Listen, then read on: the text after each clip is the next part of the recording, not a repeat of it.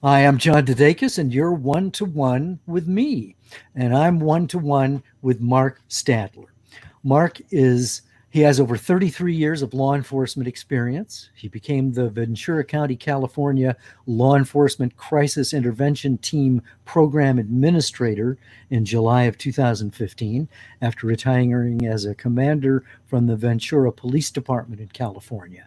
Commander Stadler is a founding member of the Ventura County's CIT program in 2001. He holds a bachelor's degree in criminology and a master's degree in organizational management from the University of Laverne.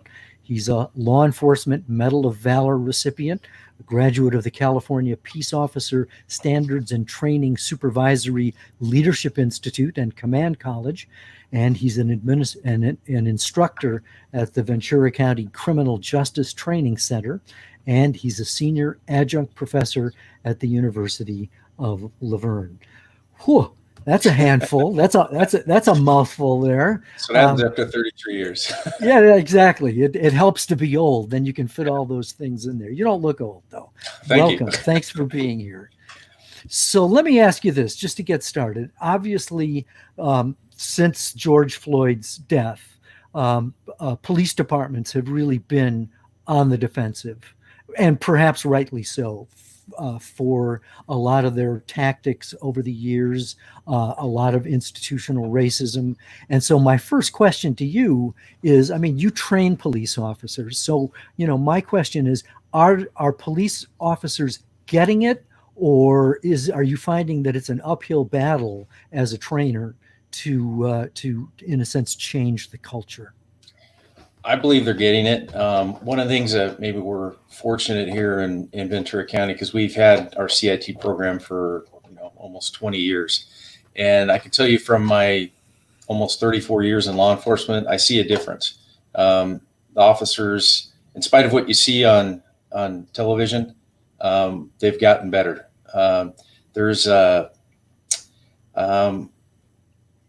I would just have to say the profession has become more professional, and I think with the advent of crisis intervention and de-escalation training, it's made a huge difference. And the only thing I can say is that we're not consistent across the entire United States. So different agencies are ahead of others. And so there may be something to be said about the possibility of maybe some national standards or some national accreditation. I know here in the state of California, from the Peace Officer Standards and Training, they're pretty consistent, and we're pretty uniform across the state of California with the training that we get. And one of the things with the people wearing body-worn cameras, one of the things I can say is we've had body-worn cameras here in our county for about 7 years now, and we're not making national news. And I have to think that a lot of it has to do with the training we've been doing here for almost 20 years. And it's tough to measure what you prevent. Really, CIT is a form of a prevention program. And we have a lot of support from Ventura County Behavioral Health, both financially and with help provide us instructors for our training. And I think it's made a huge difference.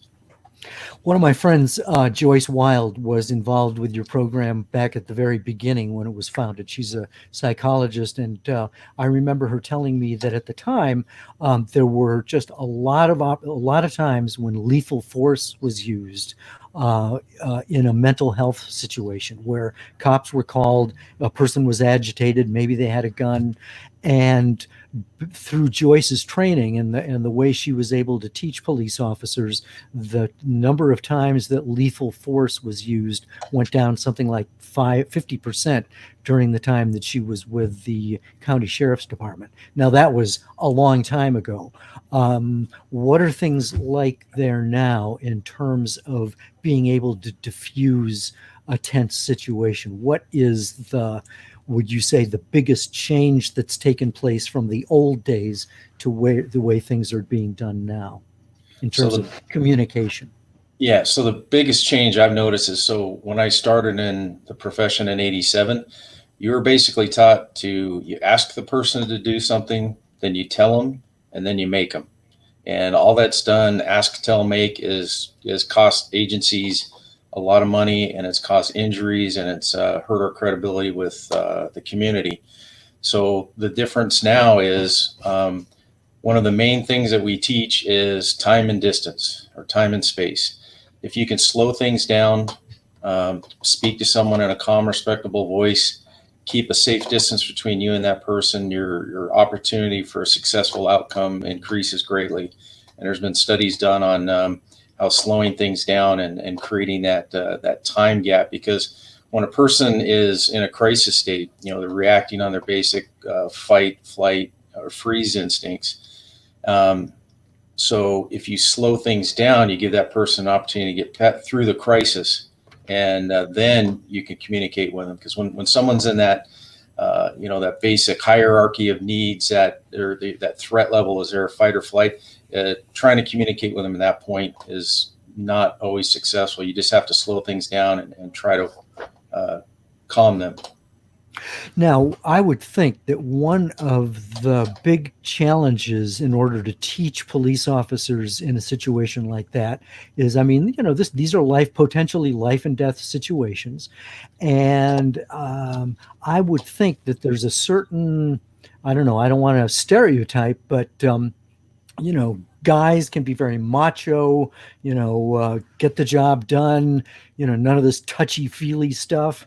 How does one teach a police officer who's trained to be tough and diffuse the situation? How do you teach them to be, gentle or sensitive? You know what I'm saying? Yeah, so I think one of the ways we approach it is that we train them that crisis intervention is just one of the tools on their tool belt. There are certain situations where if an officer arrives on scene and they're being immediately attacked, that's not the time for negotiations and to slow things down. That's the time to defend yourself. I think one of the things that's helped me be successful is my background. I was involved in a shooting very early in my career, 1987. And the person that I shot and killed, it was in Santa Barbara when I first started my career. And it made a huge impact on me early in my career. I was only 22 years old at the time, and it changed my view of the world. So when I come into the training and I talk about my past experience of actually being involved in a shooting and the things that I would have liked to have changed and done differently, hindsight's always 20/20, but I think it gives me a little bit of edge of credibility with them, knowing that I've been involved in a major crisis and had to use deadly force, and how I do things now. How did it change you? It's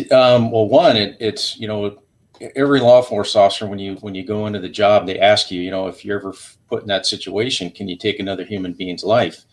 And if you want the job, you're going to say yes. But to actually have to go through it is a whole nother thing. I mean, it changes you as a person and how you look at the world. And for me, it made me a lot more hypervigilant. At first when people would ask me, what would you do different? And initially I would always say nothing. The guy came, he was attacked me swinging a machete. And I said nothing. I was defending myself. But the more time I thought about it, I would have liked to have taken an opportunity to try to talk to him. I always tell people the best training I ever had for law enforcement was the jobs that I had before law enforcement. And that was in the service industry, both working in restaurants, providing customer service. And then also the last job I had was I was a bouncer in a bar. So I had to break up domestic disputes, fights, handle all kinds of situations. And all I had was my voice in my hands. So you didn't have all the fancy tools to rely upon and a bunch of other officers to back you up. So if I could change something, I would like to go back and try to take an opportunity to talk to him. When I arrived on scene for this one particular call, I trusted the senior officer that was on scene, who said, I've already tried to talk to him and it didn't work. So I've always made it a point, if somebody tells me that I still try to make an attempt to communicate with the person. Now, is this why you got the Medal of Valor? That was the incident related to the Medal of Valor, yes. And how does one feel about getting a medal for something like that? Do you feel, mixed about it? I do. And when people ask me that, I remind them, I go, the medal was not for taking a life. The medal was for, it was a crowded hotel and there was a lot of people around, and there were 2 victims that had already been attacked by this man with the machete. So there was a lot of chaos going on, and we went in with the intent of trying to, bring him into custody peacefully. In fact, the other officer I was with sprayed a mace, which was before pepper spray, in an attempt to get him to drop the machete. And his reaction to being sprayed with a mace was to turn and run toward me, running down the hallway, swinging the machete. Oof. I mean, I can't even imagine what that must be like. And for some reason, it didn't. I mean, it made you, I don't know, I guess a better cop, would you say? Or because it can have the opposite effect. It can totally paralyze you too, right?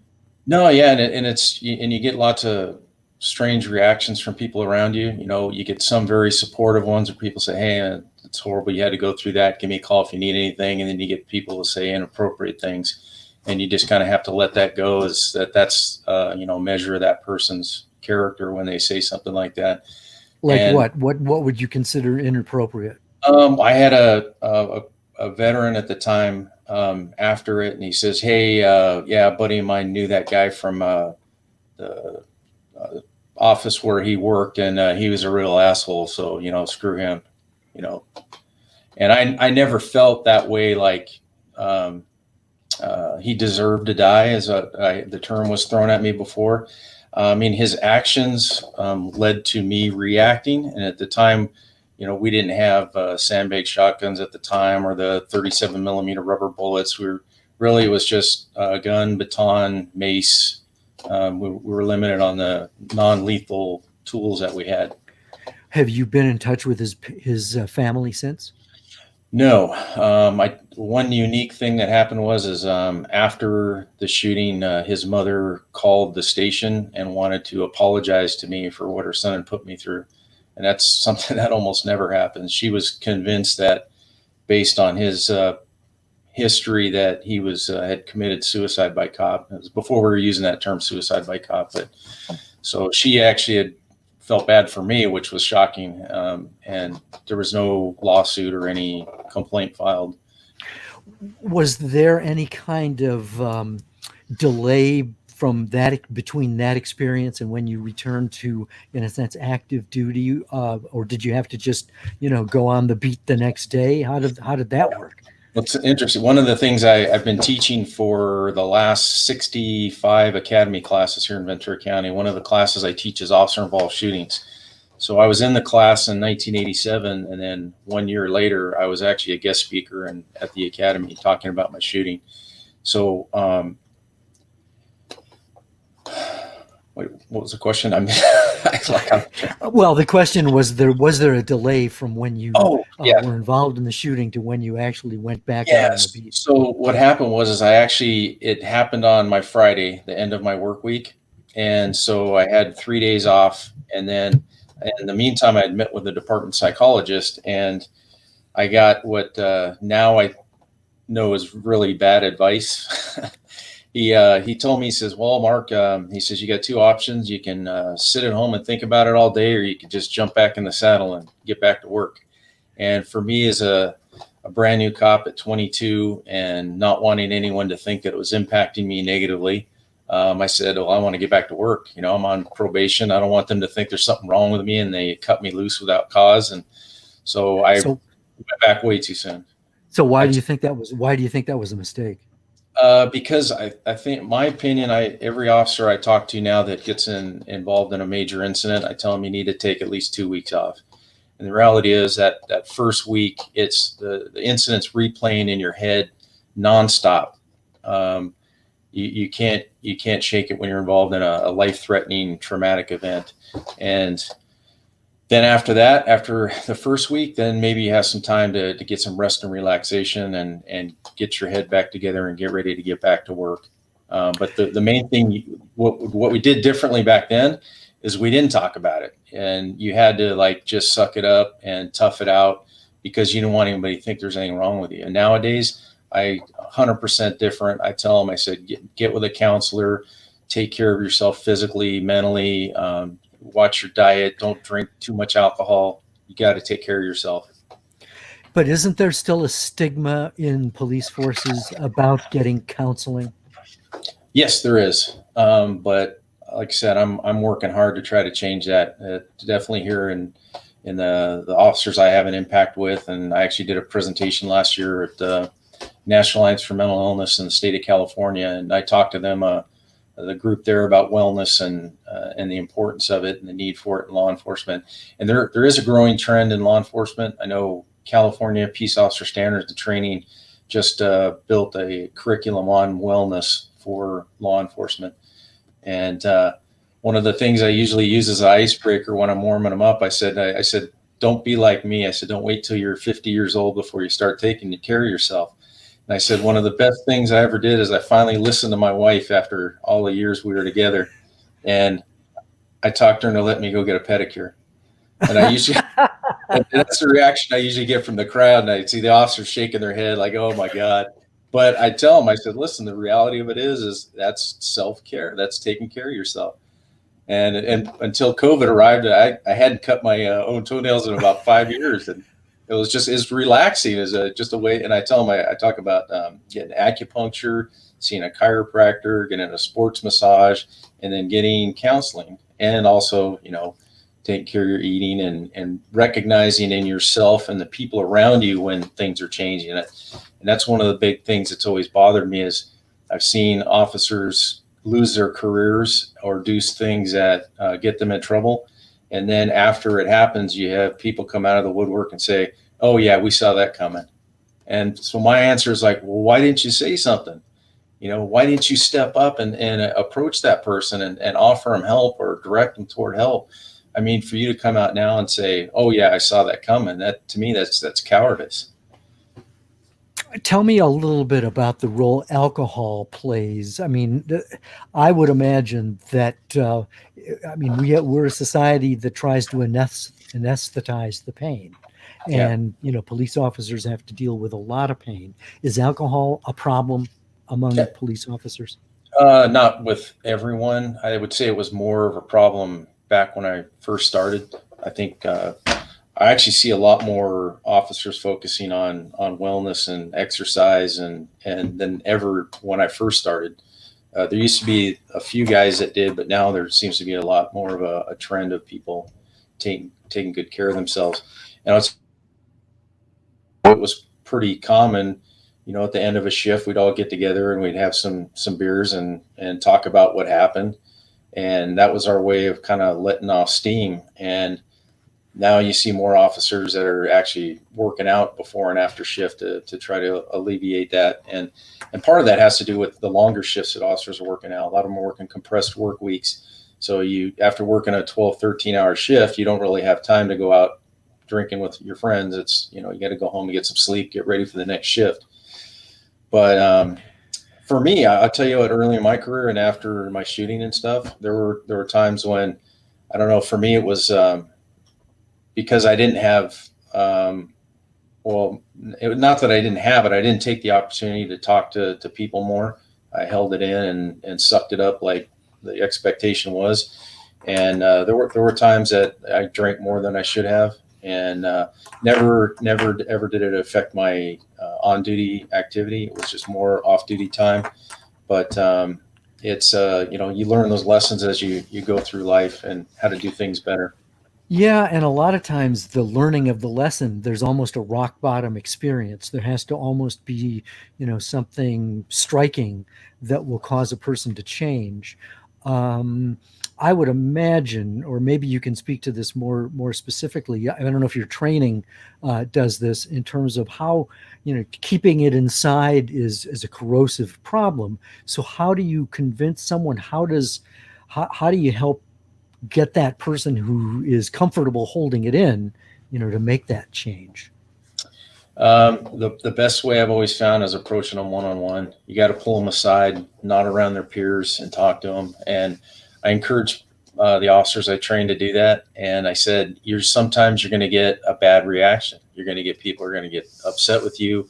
They may turn their back on you. You may lose the friendship. I said, but the number one thing is that inside that you made an attempt and you try to get them help.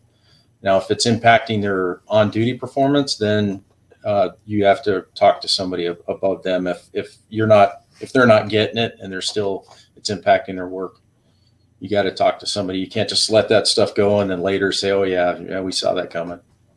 Well, and now everything we've been talking about is just, in a sense, generic. Now we're in a situation where the whole race issue is front and center.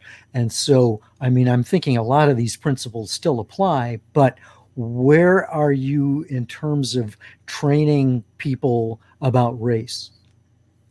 So, my focus on my training is more about mental illness, developmental disabilities, recognizing the signs and symptoms. But we talk more about, we have a section where we talk about being culturally sensitive and understanding other cultures, because you could go to someone's house and, if you disrespect their culture, that's going to damage your ability to develop rapport and be able to communicate with them. So we cover more cultural sensitivity than racial sensitivity in my training. Have you made any, do you have any opinions just in general about, what's going on in the country right now in terms of the Black Lives Matter, in terms of the protests? Some of them have been violent. The way the police operated in Minneapolis when George Floyd was killed. Just in general, what's your observation of where we are right now? Well, I definitely, the activity or the behavior of the officers in Minneapolis that caused George Floyd's death was horrible. That should have never happened. I've never seen anyone trained to do that before. I mean, I've seen people trained to put a knee in the back of somebody's shoulder blade, but I've never ever been taught to put a knee in the back of somebody's neck, and which causing that asphyxiation. But I mean, I believe that people have the right to peacefully protest. I'm not a fan of the destruction. I know there's a lot of anger and people think that will drive change, and that some of it's maybe opportunists taking advantage of the situation and with the looting. But definitely support people's right to protest. I think we need to be better with how we respond to it. There's maybe different ways that we could do it. I've been in this profession long enough that I was around when the Rodney King riots happened in LA, and officers from our county were called down there to assist. I was on standby, but never actually was called down there for the rioting. But I experienced that, and the way that the damage that had done to the reputation of law enforcement.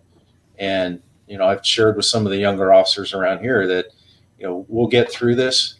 But I think on the plus side, when we have a major incident like this, I think it makes the profession in the long run better, because it highlights areas, maybe weaknesses and training weaknesses and the way we operate. And all we can do is learn from it, because law enforcement is a necessary function.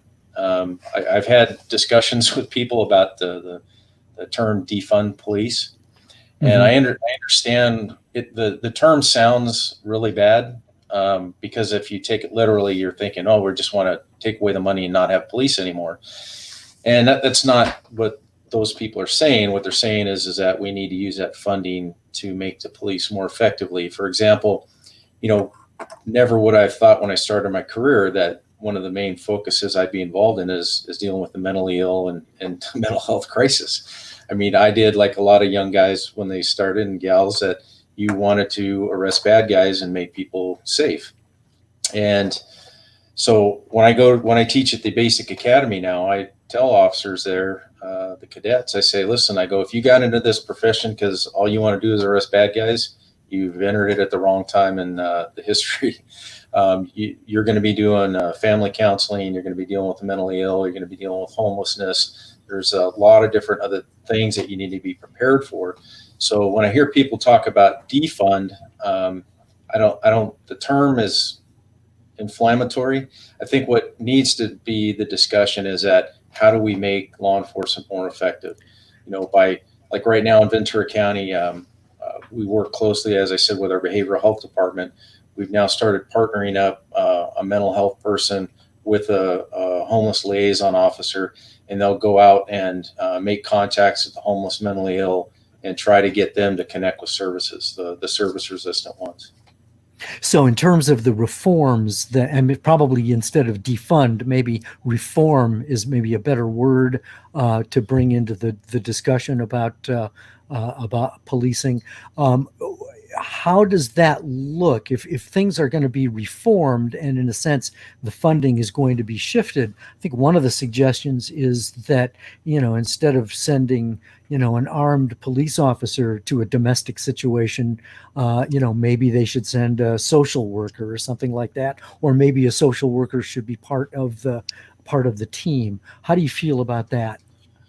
Yeah, so I'll give you an example. So when I first started in the profession in Santa Barbara, and then when I transferred to Ventura, in both of those counties, when I first started, late 80s, early 90s, if you handle the mental health crisis call, law enforcement went to the scene, we stabilized the situation, and then the mental health crisis professionals showed up, and then they handled it from there, including transporting the person to a mental health facility, as long as they weren't combative or and it was a good system, and all we needed to do was know to calm the situation down and wait for the mental health workers. But as budgets got cut for mental health and their funding got taken or shifted around, it became more frequent that it may take an hour, 2 hours, or not even available, the mental health crisis response team. So kind of out of a necessity, the same reason, Memphis Police in 1988 started their CIT program. In the late 1990s and early 2000s in Ventura County, we had officer-involved shootings that involved persons with mental illness that were in crisis. And it's just tragic that someone who's in a mental health crisis, we end up having to hurt them, or even sometimes officers get hurt involved in the incidents, or physically or psychologically. And there's just better ways of doing things. And we have it's like, for example, we were a long time ago when I first started with the city of Ventura, we had civilian report writers. So if you had your basic burglary call or a theft call, you could have a civilian employee go out and take that report, and it didn't require a police officer. And I think some agencies are now doing online reporting, but I mean, the downside to that, it makes it more efficient, but you lose that face-to-face, that personal contact with the online reporting. Tell me what your impression is of Black Lives Matter. Is it a slogan? Is it an organization? Is it helpful? Is it counterproductive? Just in general, what's been your observation? This is my personal view, not representing anyone else, but I see it as a movement.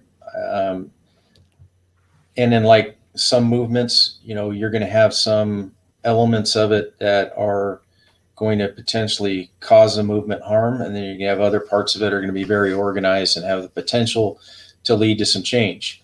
So I just think, like with any movement, the message it needs to be aligned, and they need to organize better, I think, if they want to continue to be effective. But I think it's here to stay. I mean, it's been around for a while now, and every time there's incidents like this, it comes up again, and I think they're becoming more formally organized. What's your impression of what's going on in Portland, Oregon right now, with a lot of federal forces that are on the ground? I think they're with Homeland Security. The mayor is upset. It almost seems as if it's just by their presence almost exacerbating the situation. Do you have an observation or an opinion about that? We think they're with Homeland Security. We're not sure because there's no identification on them. Again, my personal view, I don't think that's good to not have identification on a uniformed force, especially if they're taking custody of people on the street.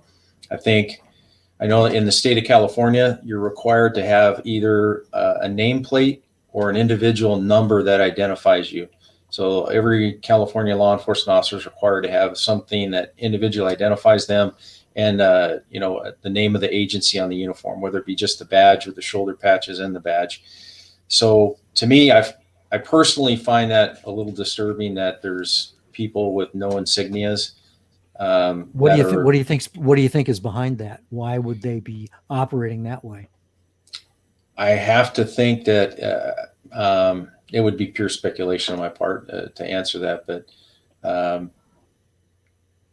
I don't know. I like just like I said, I'm not a fan of it. I just think that there should be more transparency. If you have a force that is there that's to restore law and order, to prevent damage, we should know who they are, especially if they're going to be taking people into custody.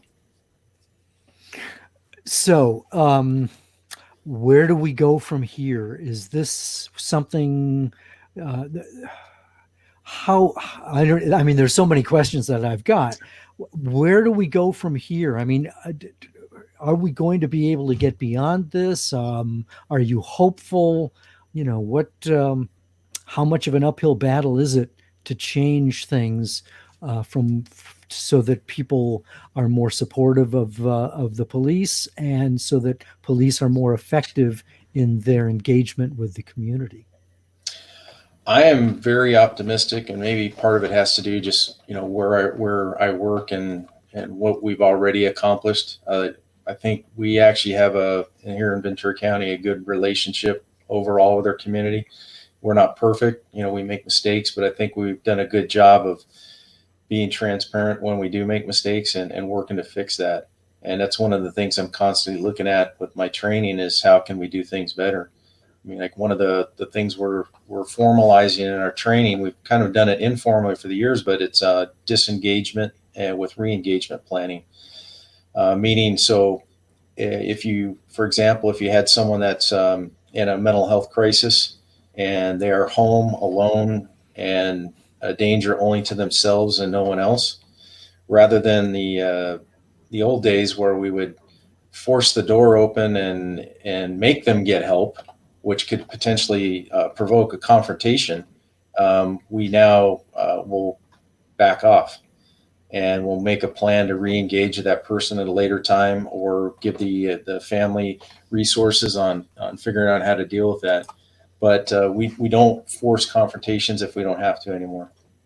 One of the people in the chat has weighed in and noted that in some of the DC protests, police officers have removed their badges. Is that basically against policy? I mean, obviously you can't speak for, the DC police, but what would be behind that? Why would a cop do that? Yeah, in the state of California, you would not be allowed to do that. It would be violating state law and department policy. But there, in that circumstance, I don't understand the motive. I mean, to me, it's puzzling to me, because I think having people know who you are and why you're there, I think that, to me, that gives you strength. I think when you're standing in front of someone in a military uniform with military weapons, and it just says police, it's anybody could buy that gear and Right. dress up like that. And that, But that it's to all, me, and it's an accountability thing as well. yeah, But on the other hand, I mean, the police officers in Minneapolis, lost their jobs before there was any kind of due process. And I'm not necessarily saying that they shouldn't have been fired, but the point is that now, a police officer making a split-second life or death decision, can not only be a life ender for someone else, but a career ender for that person. So I would imagine that it makes the accountability factor all the more dicey when your name, is out there. I can certainly understand why a cop would want to take off the badge, but at the same time, that's what you signed up for when you took the job, right? yeah. And honestly, I can't think of ever a situation where I thought, oh, I wish I didn't have my badge on right now. And I think part of that, and maybe let's reverse it. When you are one of the protesters in the crowd and you want to create more chaos, what do they usually do? They hide their faces and they hide their identity and they create the chaos. It gives you the opportunity to do that without fear of being known. And I would hate to think that that is the motivation in the reverse, that law enforcement would be hiding badges and names and work force identity so that they could avoid getting in trouble. I mean, we're paid for by the taxpayers, and we're accountable to the taxpayers. So there should be full transparency. Is there, I'm switching gears just a little bit to the kind of training that's going on. One of my friends is an investigative reporter in Florida, Jenna Bourne, and she took a look at the training that was going on for police agencies in the Tampa area. And one of the things that she discovered is that there's really no hard evidence that she found, and maybe you can speak to this, that indicates that any of the teaching works. I mean, maybe it's good, maybe it isn't. But do you know of any data that reinforces the kind of teaching, that is going on in police forces? Yeah, that is a tough one. Like I mentioned earlier, I see us as a prevention program, and it's always difficult to measure what you've prevented. And for me, I can just tell you from my 34 years of experience that I know things are different. I know, in spite of what you see, officers are operating more professionally than ever before. We have more tools that we've had than ever before, and overall the profession has gotten better.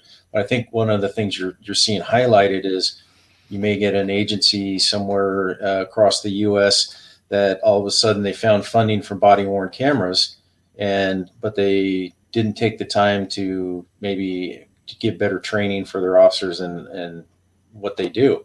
So now you're just getting videotape evidence of the poor training or the lack of training that they have. And that's why I said I'm proud of the fact that as long as we've had cameras here in this county, we're just not making national news. And I have to believe it has to do with we have like 2 generations of law enforcement here in this county now that have been trained under CIT, and they start now in their basic academy learning about treating people with respect and de-escalating a crisis, and not trying to get involved and get involved in fights and stuff.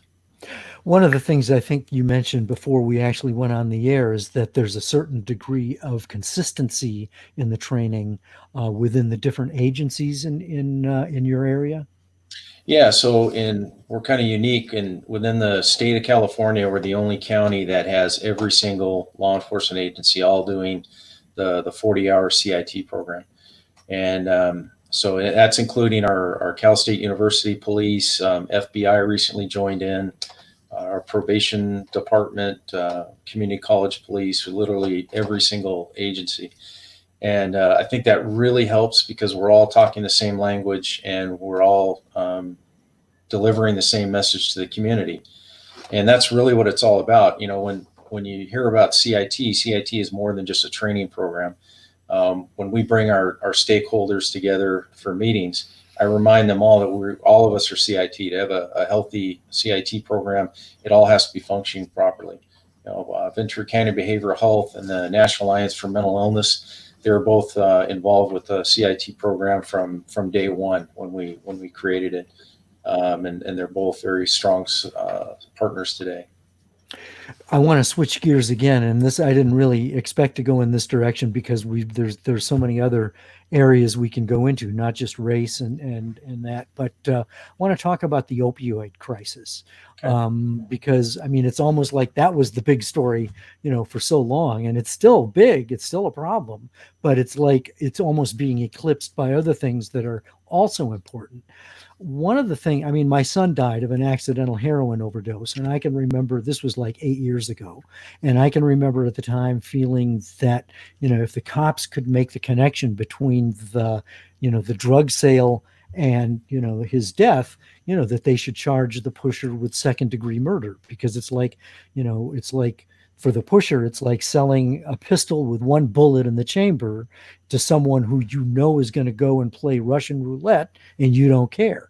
that to me is manslaughter. It's just reckless disregard. I've discovered that it's not that much of a slam dunk. It's hard for the police to be able to make the connection between, the pusher and the fatal overdose.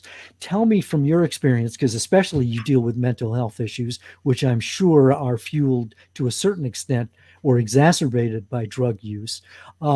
Where do things stand in terms of your policing involving drug use? Because there are a lot of people, who are in prison, for selling marijuana. And arguably, there could be more emphasis on other things instead of, trying to police the people's recreational use of a relatively harmless drug. That's kind of a, I don't know. I didn't really focus the question very well, so you get to go with it where you want. Well, first of all, I'm sorry to hear that about your passing of your son. One of the things I'm very proud to say is that here in our county, we have an opioid task force. We have detectives that actually go out and they will backtrack when we have an overdose and find out where the source of the opioid came from. And they've had cases here where we've actually prosecuted physicians, the ones that were distributing the medication. So we have a very active task force, and they do a really good job here in our county. So that makes me feel good about that. And you're right with the mental illness and drugs. There is a lot of people at the co-occurring disorders where they have a substance abuse or alcoholism in combination with their mental health. And when I teach the officers, I tell them, it's almost kind of a chicken and egg argument. Which came first? Was it the drug abuse or the mental illness? Because I personally have known people that because of the side effects of the medications, they've chosen to use nicotine, caffeine, alcohol, marijuana, opioids, anything other than the medication that's prescribed to them, because they could cause the prescribed medicine can cause, weight gain, weight loss, erectile dysfunction, all kinds of other bad things to you that they're like sickness, and people would rather try street drugs than do those. What about the charging the pushers with second-degree murder? Is that something? I mean, if you really can make the connection between the sale and the death, is bringing a murder charge, I think, on the table? Should it be? I think if you could connect them to the death of that person, I think that's reasonable. Is that something that has happened in Ventura County? I can't cite any specific cases, but I know that they are actively prosecuting I don't know if it may have. I just don't have the answer to that question. We have another question on the chat from someone named Hannah. You may recognize the name.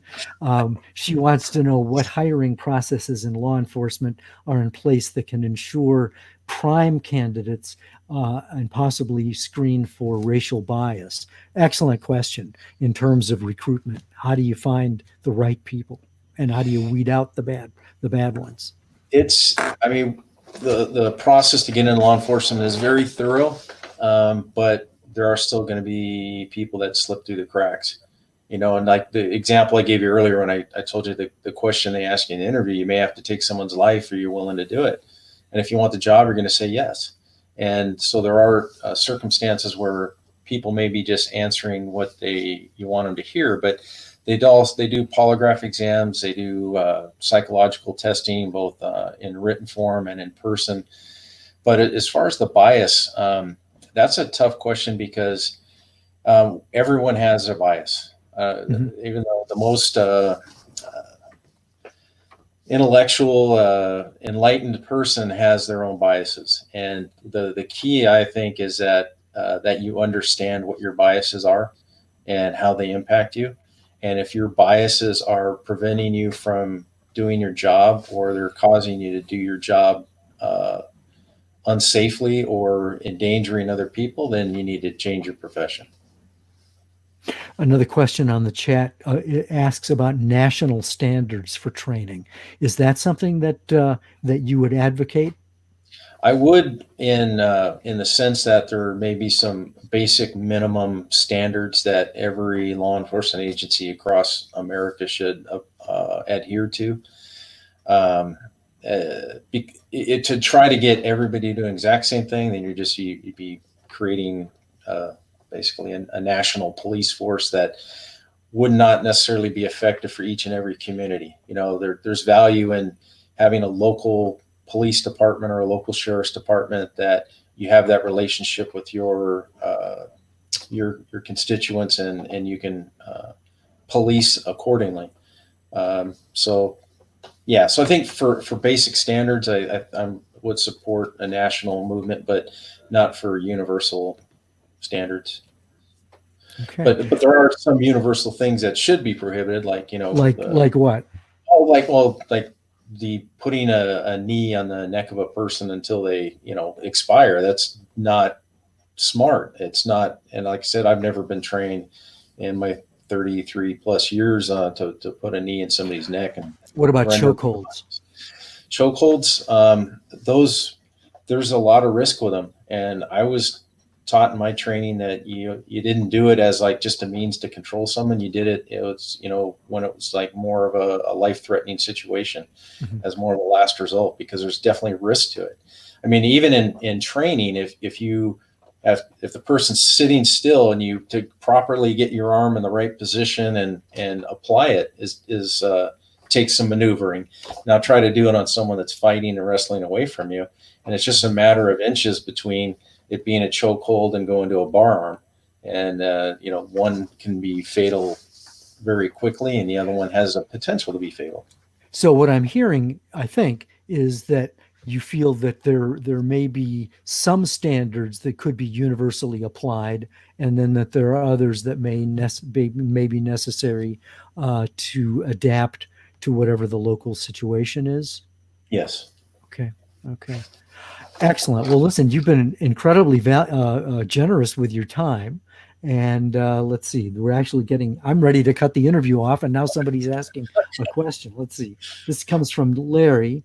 With all that's happening now, is there a shortage of applicants for law enforcement candidates? And I want to build on that, actually, because what I'm hearing is that, cops in Portland and Chicago and some places are resigning in frustration because of, that they're being ordered to stand down and let, violent protests reign. And so I would imagine that this could also have a detrimental impact in terms of, people wanting to become cops right now, because it's such a fraught profession.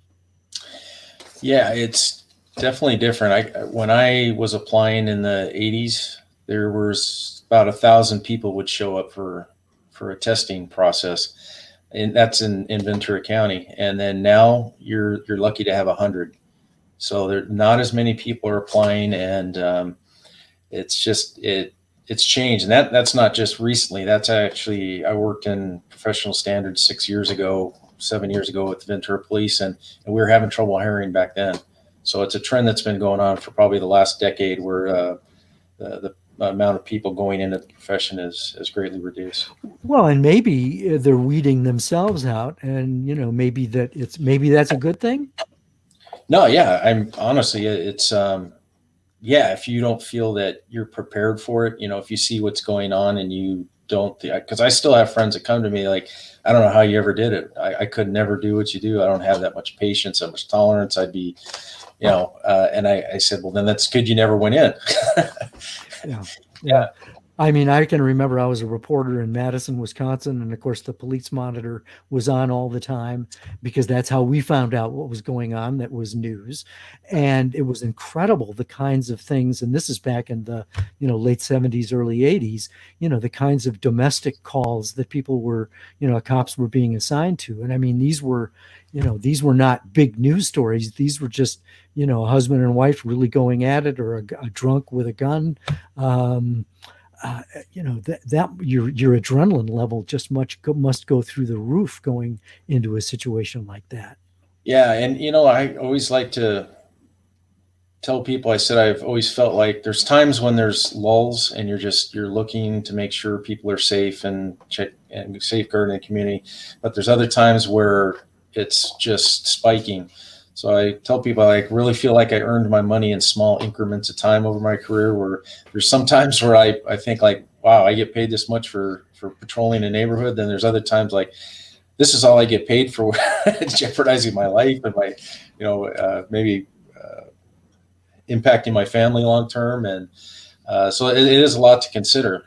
I mean, I remember in '87 when I was in the academy, we had the department psychologist came and talked to our class, and this was day 2 of the academy, and explained about the high rate of divorce, drug, alcohol abuse, injuries, and he resigned the end of that day. One of my classmates, and it was realization set in. He's like, "That's not what I want for my family and me." So yeah, and it's good that he recognized that early.